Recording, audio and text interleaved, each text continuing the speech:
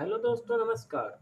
दोस्तों, लाइफ में एक ऐसा समय आता है जब हमें ये तय करना पड़ता है कि हम चकाचौंध को पसंद करें या अपने सादा जीवन को ही जीना पसंद करें। दोस्तों, होता कुछ यूँ है कि हम सादा जीवन जीते हुए कुछ ऐसी प्रतिभाएँ हमारे अंदर विकसित हो जाती है, जिसके मदद से हम चकाचौंध को अपनी तरफ आकर्षित कर लेते हैं। और फिर हमें ये तय करना पड़ता है कि हमें चकाचौंध को पसंद करना है या अपने सादा जीवन को ही जीते रहना है। ये बहुत ही मुश्किल समय होता है और यह डिफ़िकल्टीज़ हमें कई जगह देखने को मिली है, कई कहानियों में भी देखने को मिली है।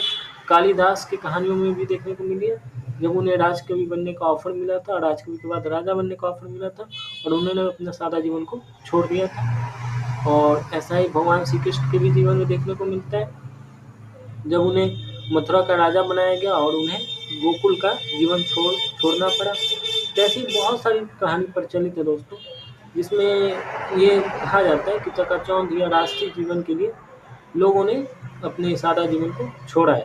लेकिन वो सादगी नहीं गई दोस्तों, ना कालिदास के अंदर से सादगी गई और ना भगवान श्री कृष्ण के अंदर से सादगी गई। जो उनका पुराना जीवन जीने का स्टाइल था, उसका जो असर था वो उनके जीवन में रहा ही हमेशा। लेकिन उन्होंने फिर अपने उद्देश्यों को पूरा किया और उद्देश्यों को पूरा करते हुए उन्होंने राष्ट्रीय जीवन को अपनाया, चकाचौंध को अपनाया, पॉपुलैरिटी को अपनाया, लोकप्रियता को अपनाया।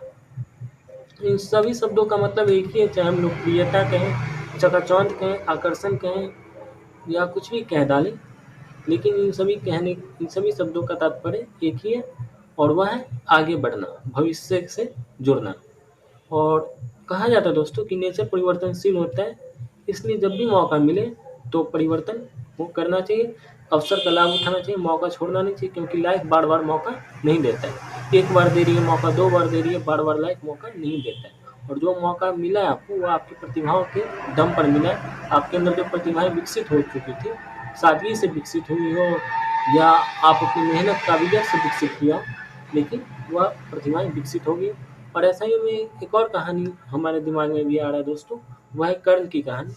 कर्ण की भी जीवन एक सादा जीवन था, लेकिन बाद में दुर्योधन और कौरवों ने उसे राजा बनाया और इस प्रकार से उसका भी राष्ट्रीय जीवन चालू हो गया।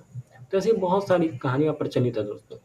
दोस्तों, आशा करता हूँ कि आपको ये वीडियो पसंद आई हो, ये इन्फॉर्मेशन पसंद आया हो, जिसमें मैंने 2 अलग-अलग दायरे के बारे में बात की। एक दायरा था चकाचौंध का दायरा और दूसरा था सादगी वाला जीवन, ज़मीनी जीवन का दायरा।